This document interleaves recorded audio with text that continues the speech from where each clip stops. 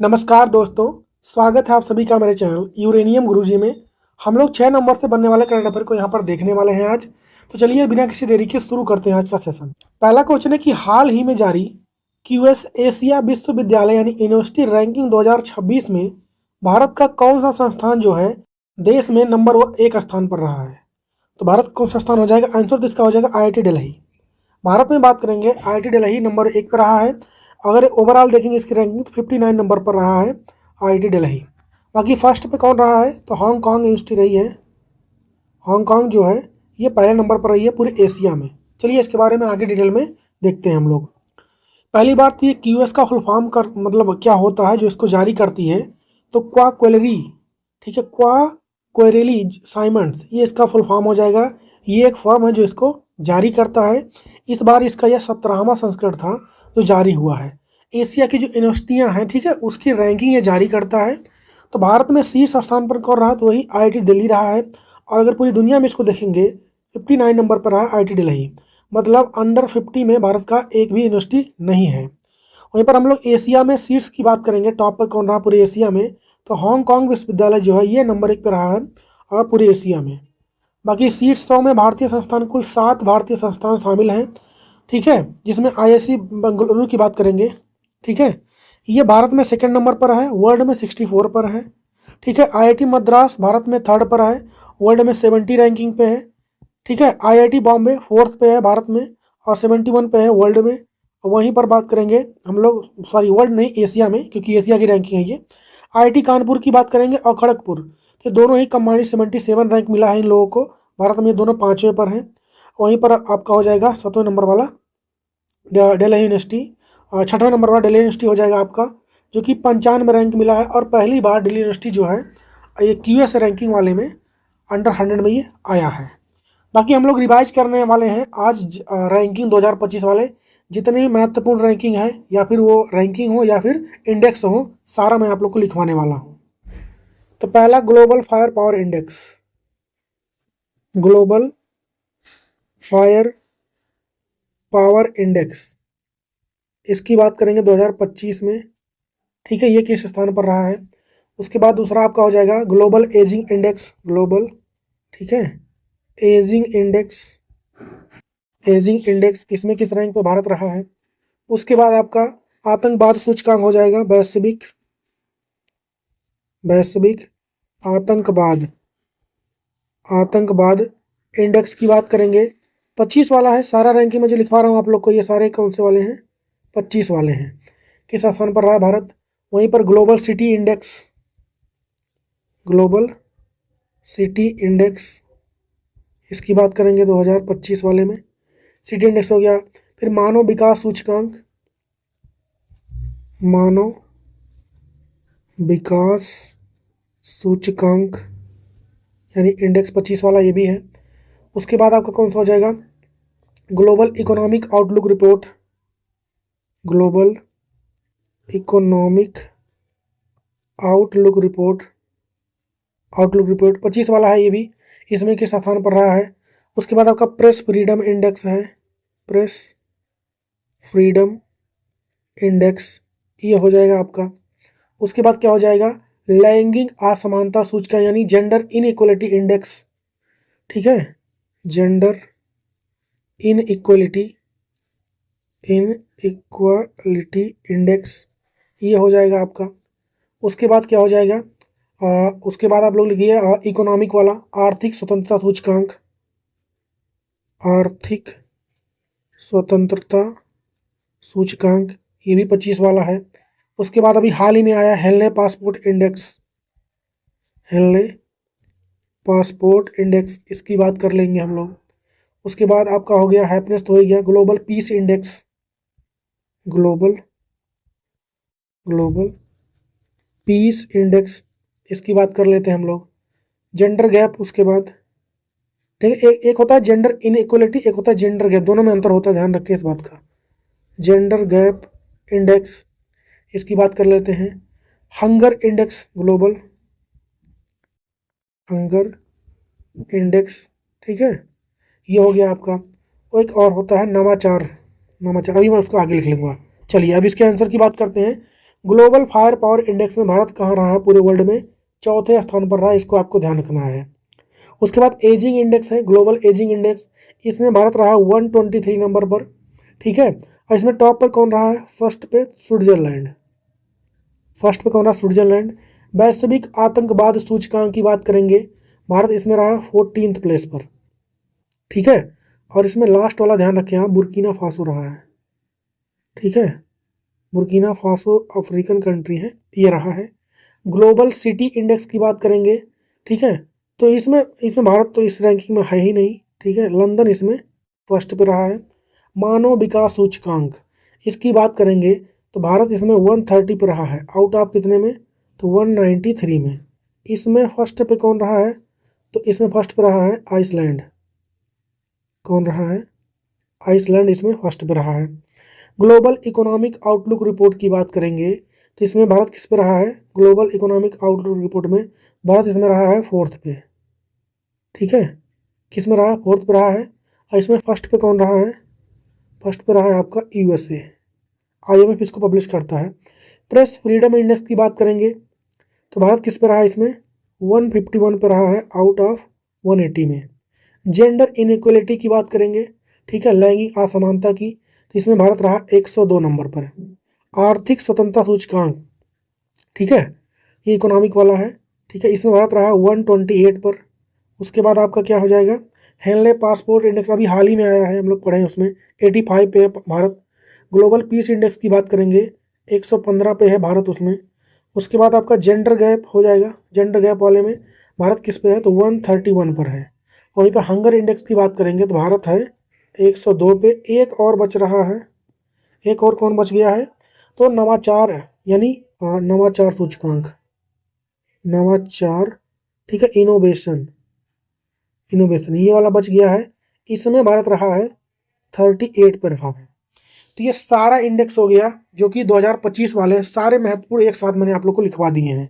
कई बार हम लोग इसको रिवाइज कर लेंगे तो याद हो जाएगा, बाकी ध्यान रखिए इसका। हम लोग बढ़ते हैं आगे। नेक्स्ट क्वेश्चन है कि हाल ही में मिस्र में दुनिया के सबसे बड़े पुरातात्विक संग्रहालय ग्रैंड इजिप्शियन म्यूजियम GEM का उद्घाटन हुआ है, जो एक ही सभ्यता को समर्पित है। इसमें कुल कितनी कलाकृतियां प्रदर्शित की गई हैं? वर्ल्ड रिकॉर्ड बनाया है इन्होंने, ठीक है। 1 लाख कलाकृतियां इसमें प्रदर्शित की गई हैं, ठीक है। ये बहुत बड़ा बना हुआ है।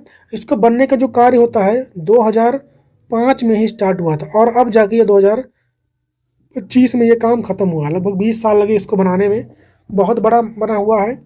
जितने भी वहाँ पर पिरामिड वगैरह थे, गीजा वाले पिरामिड हो गए आपके, ठीक है, कूफू वाले हो गए, वो सारा यहाँ पर आपको मिलेगा देखने के लिए।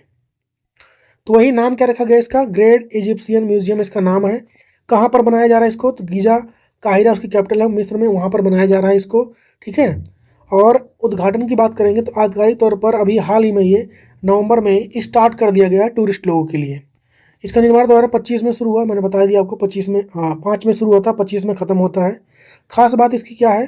तो एक ही सभ्यता यानी प्राचीन मिस्र सभ्यता को समर्पित दुनिया का सबसे बड़ा पुरातात्विक संग्रहालय है ये। इसमें लगभग 1 लाख कलाकृतियाँ शामिल हैं, ठीक है। तो मिस्र की बात थोड़ा सा कर लेते हैं हम लोग। मिस्र की बात करेंगे तो पहली बात तो यहाँ के वर्तमान में प्रेसिडेंट कौन है? अब्दुल फतेह अल सीसी हैं। कौन है? अब्दुल फतेह अल सीसी इनका नाम है, ठीक है। ये यहाँ के प्रेसिडेंट है वर्तमान में। कैपिटल यहाँ की क्या होती है? तो काहिरा। मिस्र की कैपिटल क्या होती है? काहिरा है की, या फिर इंग्लिश में क्या बोलेंगे इसे? इंग्लिश में कायरो बोलते हैं। क्या बोलेंगे? कायरो बोलते हैं, इसको भी ध्यान रखें। यहाँ की मुद्रा यानी करेंसी की बात करेंगे तो वो कौन सी यहाँ पे चलती है? तो पाउंड चलती है, ठीक है, इजिप्शियन पाउंड यहाँ की करेंसी हो जाएगी। इसको नील नदी का वरदान कहते हैं। मिस्र को क्या बोलते हैं हम लोग? नील नदी का वरदान। नील नदी का वरदान कहा जाता है क्योंकि उसी नदी के किनारे सभ्यता जो है यहाँ की बिल्डअप हुई थी। उसके बाद अगर बात करें एक यहाँ से महत्वपूर्ण क्वेश्चन, स्वेज नहर। स्वेज नहर यहाँ पर यहीं पर स्थित है, मतलब इसी देश में स्थित है, जो कि भूमध्य सागर यानी मेडिटेरियन सी को रेड सी से कनेक्ट करता है। इसको भूमध्य सागर जो है इसको लाल सागर से कनेक्ट करने का काम कौन करता है? तो यही करता है आपका स्वेज नहर, ठीक है, इसको ध्यान रखें। नेक्स्ट है कि हाल ही में हाल ही में तंजानिया के राष्ट्रपति के रूप में अपने दूसरे कार्यकाल के लिए किसने अभी हाल ही में शपथ लिया है? तो फोटो में आपको दिख रही हैं, फीमेल बनी है। नाम क्या है इनका? Samia Suluhu Hassan. क्या नाम है? सामिया सुलूहू हसन इनका नाम है, और अपना दूसरा कार्यकाल ये स्टार्ट करेंगी।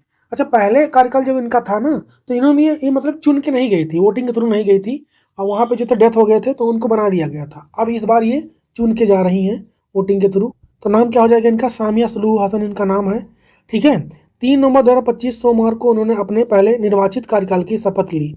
2021 में अपने पूर्ववर्ती जॉन मैगुफुलू की मृत्यु के बाद राष्ट्रपति बनी थी ये। उनका शेष कार्यकाल पूरा कर रही थी, इसलिए इनका यह दूसरा कार्यकाल माना जा रहा है। ठीक है, ये बात है यहाँ पर। बाकी तंजानिया का जिक्र आया है, तंजानिया से कुछ बातें आपको ध्यान रखना है। ठीक है, कौन सी बातें हैं ये? कैपिटल यहाँ की क्या होती है? डोडोमा। डोडोमा, डोडोमा यहाँ की कैपिटल होती है। ठीक है, मुद्रा यहाँ पे कौन सी चलती है, यानी करेंसी यहाँ पे क्या होती है? सीलिंग। करेंसी यहाँ पे कौन सी चलती है? सीलिंग करेंसी यहाँ पर चलती है। और यहाँ पे एक माउंट किलिमंजारो है। ठीक है, माउंट किलिमंजारो यहीं पर स्थित है। किलिमंजारो आपको यहीं देखने को मिलेगा। ठीक है, माउंट किलिमंजारो जो है अफ्रीका की सबसे ऊंची मतलब पीक यानी चोटी का नाम है। अफ्रीका की सबसे ऊंची चोटी कौन सी है? माउंट किलिमंजारो है। ये भी आपको तंजानिया में ही देखने को मिलेगा। नेक्स्ट क्वेश्चन है कि हाल ही में 12वीं नंबर की प्रो कबड्डी लीग खिताब किस टीम ने जीत लिया है? तो अभी हाल ही में हुआ है, ये दिल्ली में आयोजित हुआ है, और जीता भी किसने है इसको? दिल्ली ने। दबंग दिल्ली ने इसको जीत लिया है। किसको हरा के? तो पुनेरी पल्टन को हरा कर। तो इस बार प्रो कबड्डी लीग का यह 12वां एडिशन था। कहाँ पर आयोजित हुआ ये? तो फाइनल मैच दिल्ली के त्यागराज इंडोर स्टेडियम में खेला गया था। फाइनल के परिणाम की बात करेंगे, दबंग दिल्ली ने पुनेरी पल्टन को एक रोमांचक फाइनल में 31-28 के स्कोर से हराया। विजेता टीम तो वही दबंग दिल्ली कैसी हो जाएगा। उप विजेता कौन है? पुनेरी पल्टन। नेक्स्ट है कि हाल ही में जर्मनी के ने यूक्रेन को रूस के हवाई हमले का मुकाबला करने के लिए कौन सी उन्नत वायु रक्षा प्रणाली प्रदान की है? तो पेट्रियट नाम है उसका। बाकी जर्मनी का जिक्र कर लेते हैं, और क्या नाम था उसका? पेट्रियट। पेट्रियट किसने दिया है? तो जर्मनी ने दिया है। किसको? यूक्रेन को। ठीक है, युद्ध चल रहा है यहाँ पर, तो ये इसको दिया है, इसको आपको ध्यान रखना है। ठीक है, एयर डिफेंस सिस्टम है, इसको दिया गया है। जर्मनी के जिक्र कर लेते हैं हम लोग। वर्तमान में यहाँ पे जो हेड होते हैं वो चांसलर होते हैं। कौन है? तो फ्रेडरिक मर्ज हैं यहाँ पे। राजधानी की बात करेंगे इसके, तो बर्लिन राजधानी होती है यहाँ की। आधिकारिक भाषा यहाँ पे क्या चलती है? जर्मन। मुद्रा की बात करेंगे तो यूरो। किस महाद्वीप में स्थित है? तो यूरोप में। सबसे ऊंची चोटी का नाम क्या है? तो जुगस्पित जो है, जुगस्पित यहाँ की सबसे ऊंची चोटी का नाम है। यहाँ पे अगर जर्मनी में कुछ प्रमुख नदियों की बात करेंगे, डेन्यूब हो जाएगा, राइने हो जाएगा, और एल्बे हो जाएगा। अच्छा, यहाँ पे कुछ प्रसिद्ध ब्रांड की बात करते हैं, एग्जाम में तो नहीं पूछेगा, जानकारी के लिए बता रहा हूँ मैं। तो मर्सिडीज बेंज ब्रांड यहीं की है। BMW भी जर्मनी का है, और फोक्सवैगन जो होता है ये भी कहाँ का है? जर्मनी का है। नेक्स्ट क्वेश्चन है कि हाल ही में किस देश ने 1 जनवरी 2007 के बाद पैदा हुए किसी भी व्यक्ति के लिए तंबाकू पर अस्थायी रूप से प्रतिबंध लगाने वाला दुनिया का पहला कानून लागू किया है? तो ऐसा किसने किया है? ये किया है मालदीव ने। मालदीव जो है आपका एक आइलैंड कंट्री है, इसको आपको ध्यान रखना है। मालदीव का जिक्र करेंगे हम लोग, तो पहली बात तो इस कानून की बात करते हैं। तो यह कानून 1 नवंबर 2025 से लागू हो जाएगा। ठीक है, तंबाकू पे रोक लगाया गया यहाँ पर। किन के लिए?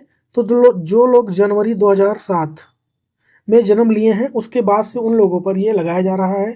क्या क्या इसमें होने वाला है? यह प्रतिबंध देश में आने वाले पर्यटकों पर भी लागू होगा, और यह 1 जनवरी 2007 को या उसके बाद पैदा हुए किसी भी व्यक्ति के लिए तंबाकू उत्पादन करना, मतलब खरीदना, रखना या उपयोग करना, उन सब पे ये प्रतिबंध लगाया जाता है। ठीक है, खास बात इसकी क्या है? तो दुनिया का पहला और एकमात्र देश है जिसने राष्ट्रव्यापी पीढ़ीगत तंबाकू निषेध को लागू किया है। ठीक है, इसका उद्देश्य क्या है? तो युवा पीढ़ियों को धूम्रपान के स्वास्थ्य जोखिमों से बचाना और तंबाकू से संबंधित मौतों को कम करना इसका उद्देश्य है। अच्छा, ये जो रूल है ना, इसको न्यूजीलैंड ने भी लागू किया था पहले। किसने किया था? न्यूजीलैंड ने भी लागू किया था, पर उसका बाद में न्यूजीलैंड ने अभी हाल ही में कुछ दिन पहले उसको हटा लिया है अपने यहाँ से। अब वहाँ पर यूज हो रहा है अच्छे से। बाकी मालदीव का जिक्र आया है, तो मालदीव के बारे में हम लोग थोड़ा बहुत यहाँ पे लिख लेते हैं। पहली बात तो मालदीव की कैपिटल क्या होती है? तो यहाँ की कैपिटल क्या हो जाएगी? मालदीव की कैपिटल की बात करेंगे तो हो जाएगी माले। माले यहाँ की कैपिटल है। प्रेसिडेंट कौन है? तो मोहम्मद मुइज्जू यहाँ के प्रेसिडेंट हैं। मुद्रा यहाँ पे कौन सी चलती है, यानी करेंसी, मुद्रा की बात करेंगे, ठीक है, रुपया चलता है यहाँ पर, रुपया नहीं, रुपया यहाँ पर चलता है, इसको आपको ध्यान रखना है। और एशिया महाद्वीप का यह सबसे छोटा देश है, ठीक है, एशिया महाद्वीप का यह सबसे छोटा देश, सबसे छोटा देश है। ध्यान रखें, चाहे एरिया यानी क्षेत्रफल के अकॉर्डिंग बात हो रहे हो, चाहे पॉपुलेशन की बात हो रही है, दोनों में ही ये सबसे छोटा है। नेक्स्ट क्वेश्चन है कि हाल ही में भारत में SJ-100 नागरिक कंप्यूटर विमान के उत्पादन के लिए हिंदुस्तान एरोनॉटिक्स लिमिटेड यानी हेल ने किस देश की यूनाइटेड एयरक्राफ्ट कॉरपोरेशन UAC के साथ समझौता ज्ञापन पर हस्ताक्षर किए हैं? टाइप किया है किसने? हिंदुस्तान एरोनॉटिक्स लिमिटेड ने, रसिया की एक कंपनी है उनके साथ, ठीक है। किसके लिए? तो SJ-100 ये विमान बनाने के लिए, ठीक है, कंप्यूटर विमान के, मतलब इसमें खास बात क्या होने वाली है, तो ये छोटा होने वाला है, छोटे एरिया में मतलब चलने हैं, छोटे क्षेत्रों में ट्रेवल करने के लिए होगा। तो समझौता करने वाला भारतीय संगठन कौन सा है? तो हेल है, हिंदुस्तान एरोनॉटिक लिमिटेड, एक भारतीय, ठीक है, एरोस्पेस कंपनी है ये। और भारत समझौता करने वाला विदेशी कंपनी कौन है? वही public joint stock company United aircraft corporation, जो कि रूस की एक प्रमुख विमान निर्माता कंपनी है। विमान का नाम क्या है? SJ-100। SG का फुल फॉर्म क्या हो जाएगा? सुखोई सुपरजेट के नाम से इससे पहले जानते थे हम लोग, सुखोई सुपरजेट 100 के नाम से। समझौते का उद्देश्य क्या है? तो भारत में SJ-100 विमान का लाइसेंस के तहत निर्माण करना, मतलब, ठीक है, आत्मनिर्भर भारत जो है उसका मतलब एक पहल है ये, ठीक है, उसके थ्रू इसको बनाया जाएगा भारत में ही, स्वदेशी रूप से इसको इंडोजीनियसली बनाया जाएगा, जिससे देश के नागरिक उड्डयन क्षेत्र में आत्मनिर्भर को बढ़ावा मिलेगा। अब यहाँ बनेगा तो यहाँ के लोग को रोजगार मिलेगा, उसमें काम करने की तमाम चीज़ें होंगी, उससे बेनिफिट रहता है।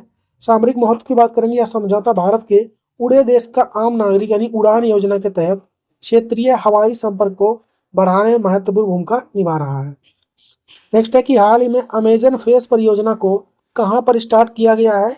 ये परियोजना अभी हाल ही में स्टार्ट हुआ है अमेजन जंगल में, ठीक है। किसने स्टार्ट किया? जर्मनी में। देश की बात करेंगे, सॉरी, ब्राज़ील में स्टार्ट हुआ है, ठीक है, क्योंकि मोस्ट ऑफ द एरिया जो आता है अमेजन फॉरेस्ट का वो ब्राज़ील वाले एरिया में आता है। परियोजना का पहली बात तो पूरा नाम क्या हो जाएगा? अमेजन फेस इसका नाम है। तो अमेजन का मतलब तो अमेजन ही हो जाएगा, फेस का मतलब क्या हो जाएगा? फ्री एयर CO2 यानी कार्बन डाइऑक्साइड, ठीक है, इनरिचमेंट, ये इसका नाम हो जाएगा। स्थान की बात करेंगे, यह परियोजना ब्राज़ील के अमेजन वर्षा वन में मानोस, वहाँ पे एक जगह है, ठीक है, वहाँ पर इसको बनाया जा रहा है। पुराने विकास वाले वर्षा वन के भीतर स्थित है ये।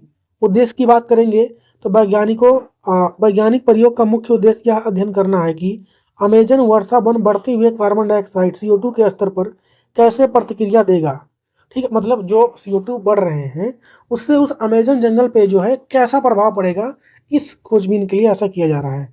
जो भविष्य में जलवायु यानी क्लाइमेट चेंज के कारण अपेक्षित हो रहा है, उसमें इस पर बेटर व्यू मिल पाएगा। नेक्स्ट है कि हाल ही में पहली बार सूर्य से निकलने वाले कोरोनल मास इजेक्शन के चंद्र बहिर्मंडल लूनर एक्सोस्फीयर पर प्रभाव का अवलोकन किस अंतरिक्ष एजेंसी ने किया अभी हाल ही में? तो ऐसा किया है इसरो ने। किसने किया है? इसरो ने।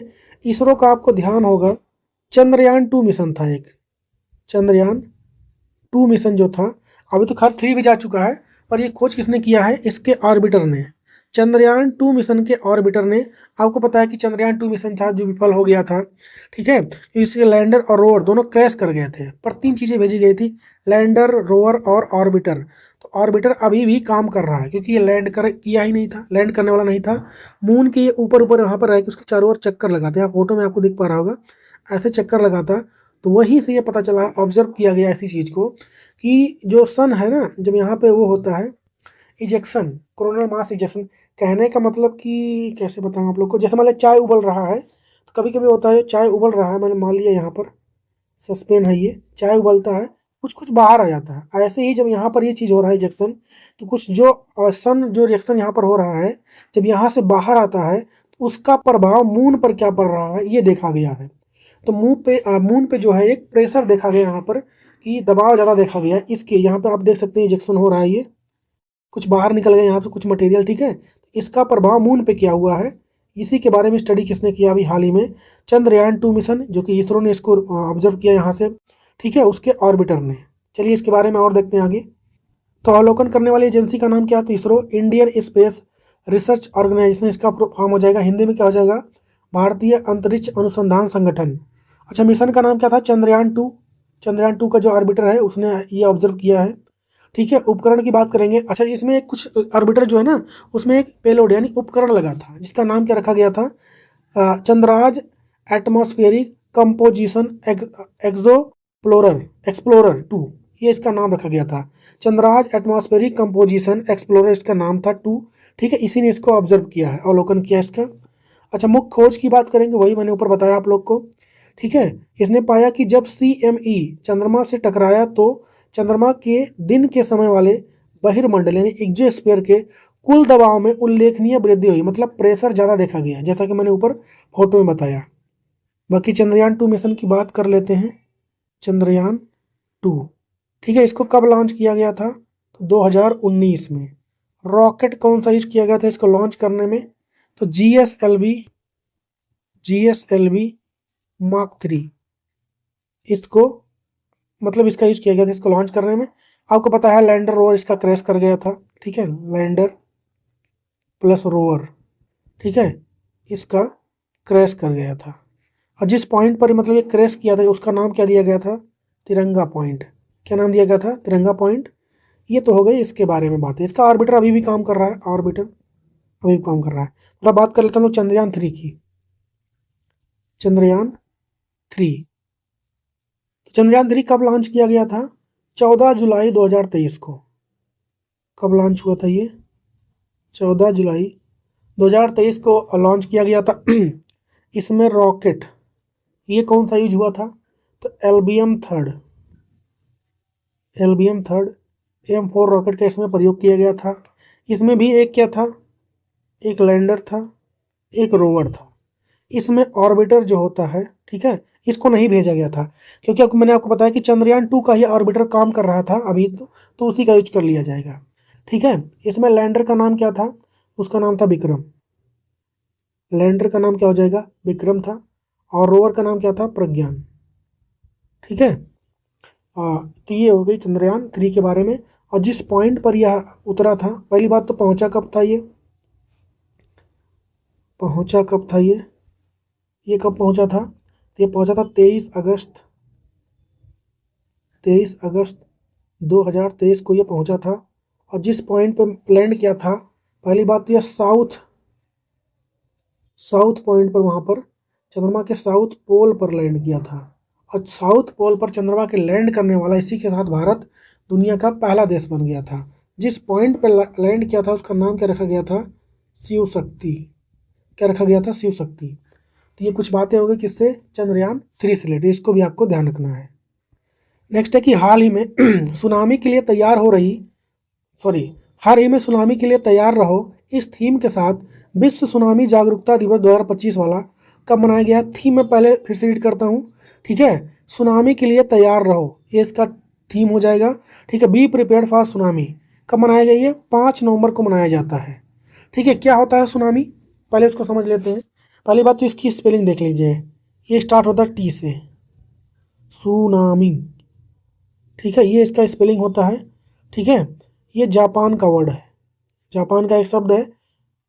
आप लोग को पता होगा भूकंप आता है, जब भूकंप आता है, ठीक है, अर्थक्वेक जब आता है, अर्थक्वेक, मान लिया सी है, ठीक है, सी है ये। अर्थक्वेक जब आता है तो क्या होता है? अर्थ में टेक्टोनिक प्लेट जब टकराते हैं तो भूकंप आता है। वही भूकंप यानी अर्थक्वेक जब पानी यानी समुंदर में आ जाए तो क्या होगा? लहरें राइज कर जाएंगी यहाँ पर क्या होगा? और एक बार लहरें उठ गई अगर, तो कहीं ना कहीं वो किनारे पर जाके ख़त्म होगी, तट पर, किसी तट पर ख़त्म होंगी। ठीक है, तो वही भूकंप की वजह से लहरों के उठने को ही हम लोग क्या बोलते हैं? सुनामी। ध्यान रखें, किसी और रीजन से अगर लहरें उठ रही हैं तो उसे सुनामी नहीं बोलेंगे। ठीक है, यहाँ पे देखिए इस तरीके से फोटो में दिख रहा होगा आप लोग को, यहाँ पे इस तरह की सुनामी आता है, लहरें उड़ जाती हैं भूकंप यानी अर्थक्वेक की वजह से। बाकी कब मनाते हैं इसको? तो 5 नवंबर को हर साल मनाया जाता है। इसका मुख्य उद्देश्य सुनामी के खतरों के बारे में जागरूकता बढ़ाना और आपदा जोखिम को कम करने के लिए समुदायों को तैयार करना। सबसे पहले जापान में आया था और सबसे ज़्यादा वहीं आता है। कब शुरुआत होती है इसकी? तो UN जनरल असेंबली ने दिसंबर 2015 में इस दिन की आधिकारिक तौर पर घोषणा की थी। जापान के योगदान की बात करेंगे, इस दिवस को मनाने का प्रस्ताव जापान द्वारा लाया गया था, जो सुनामी से सबसे अधिक प्रभावित देशों में से एक रहा है और जिसने सुनामी की पूर्व चेतावनी प्रणालियों में विशेषज्ञता भी हासिल की है। उनके यहाँ सुनामी आता है, उसके लिए वो लोग बहुत अबोर रहते हैं। अच्छा, सुनामी का मतलब क्या होता है? ये जो वर्ड दिया गया है, पहले तो मैं इसे टी सुनामी पढ़ता था। कौन कौन इससे पहले टी सुनामी पढ़ता था? ठीक है, कमेंट में बताएंगे आप लोग। इसका ये हो जाएगा सुनामी। ठीक है, तो इसका मतलब होता है तट, तट की ओर, तट यानी कोस्ट की ओर उठने वाली लहर, उठने वाली वेव यानी लहर, ये इसका मतलब होता है। अगर आपको पता ही होगा आप लोग को, ठीक है, नहीं पता है इसको जान सकते हैं आप। बाकी आज का होमवर्क क्वेश्चन है कि हाल ही में जारी WJP rule of law index 25 में 143 देशों की सूची में भारत किस स्थान पर रहा? इसका जवाब छापेंगे आप लोग कमेंट में। सेशन कैसा लगा ये भी आप लोग कमेंट में बता सकते हैं। और अगर वीडियो में मेरे पहली बार आ रहे हैं, चैनल को सब्सक्राइब भी कर लें आप लोग और अपने दोस्तों के साथ इसे शेयर जरूर किया कीजिए, लाइक कीजिए मेरे वीडियो को। बाकी ख्याल रखिए अपना और मिलेंगे हम लोग कल की वीडियो में। तब तक के लिए